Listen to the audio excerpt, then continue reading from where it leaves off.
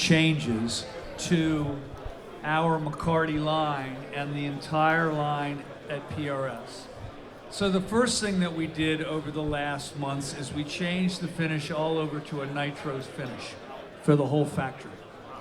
And you can imagine when you're making 100 guitars a day, that's not such an easy thing to do. So we were able to pull that off, and almost all the guitars now have this new finish. It's nitro over cab, so let me explain. In the old days, the way they made nitrocellulose lacquers, they took cotton and they put it in nitric acid. That would be nitrocellulose. And it makes something that is a bomb, right? It's the plastic explosive, right? So all the factories in America went boom. So they don't make this stuff in this country anymore. But in the days of Fender and Gibson, they would buy this stuff that people were making them in their barns. True story, right? And they would mix this cotton and nitric acid goo with coconut shells, coconut alkyd, and that's what's on these old guitars. Well, that's kind of cool, except over time it yellows, and over time it cracks. It's not well known that Gibson used to ship all the guitars through this. Are you filming me? Yeah, it's okay, but I got to be careful what I say about other companies. All right. You keep going. We're good. So, Ted McCarty told me that they used to ship through the southern routes when it was warm because they didn't want the guitars to arrive cracked. Do you have drumsticks coming out of your head? No, you. You look like Frankenstein with two things coming out of your back. It's copyrighted. Just figured I'd ask. Anyway, so the finishes, they don't want them to crack before they got to the stores. Now, if you buy an old guitar and it's not cracked, you don't want it. If I send you a cracked guitar, you don't want it.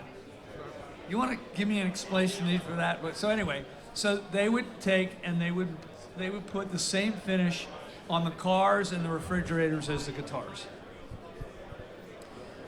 Then one day, the bumpers on cars went from chrome to rubber. You guys remember they used to have like steel bumpers and then they went to rubber? That day, they had to change all the paint so that if you hit the car and it bent in, it would come out without cracking, which means they had to make it much more flexible, which is exactly the wrong thing for guitars. And they changed all the paint, and I didn't know what had happened, but it all changed because the automotive industry. When Leo Fender wanted a new color, he would go down to the GM dealership and get a new color. Those were all car colors. All these colors, all this stuff came from car companies, right? And refrigerator, I mean, seafoam green was a refrigerator color, right? And a car color, right? So, fast forward, the industry starts to play with new finishes, acrylic urethanes, which is basically a spray-on plexiglass, and they started to put them on alembics, and they started to put them on Oasis guitars and all this new stuff. And I was very taken by it, and I liked it, but they had changed the paint to have so much plasticizer, and it was too flexible for me. When you put caulk around the bathroom tub, it never hardens, right? It always stays soft. You know why? It's full of this clear, non-drying oil. That's how they do it. That clear caulk never gets hard because it's full of oil. And if you put it in the paint, it'll never crack, but it also deadens the guitar.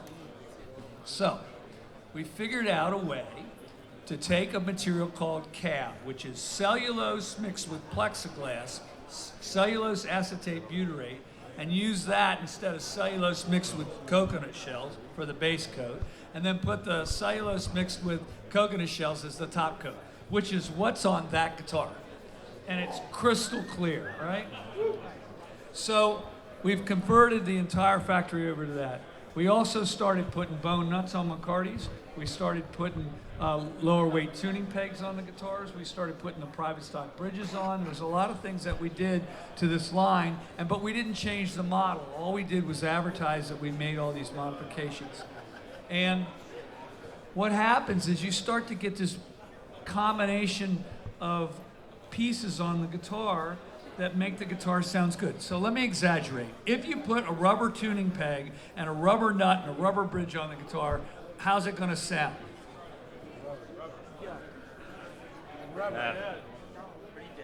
Why doesn't somebody just say it? It's gonna sound like shit. Crap. Why don't you just say it, right? It's not gonna sound good, right? We all admit that. But this guitar play, listen to this thing. It rings.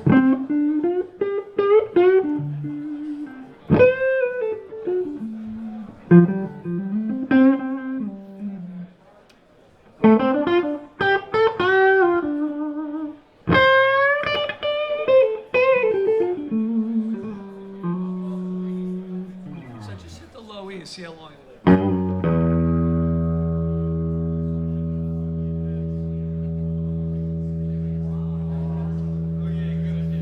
That ain't a rubber bridge. That's not a rubber nut. Can we get another guitar? Can we get the McCarty to do exactly the same thing? Now, if we've done our job, the other guitar will do it too, right? Here we go. Same thing. Hit that low E with the bass pickup on and see what we get.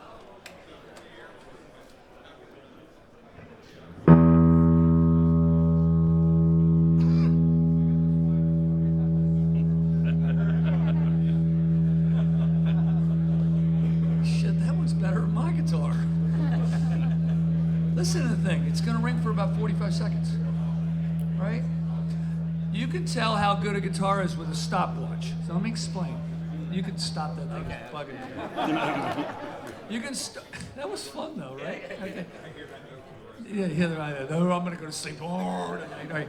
So, a guitar that rings for 10 seconds is absolutely not as good as a guitar that rings for 45 seconds. If a guitar is really trebly, it's not because the string is trebly. The string is making treble, mid-range, and bass notes. The reason it's trebly is something minus the mid-range and the bass away.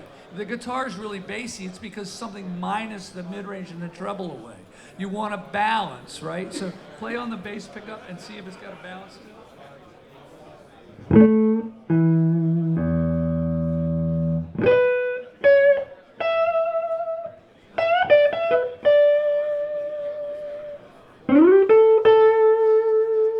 Do that Texas stuff. That would be much better. Do that Texas stuff. What's the Texas stuff?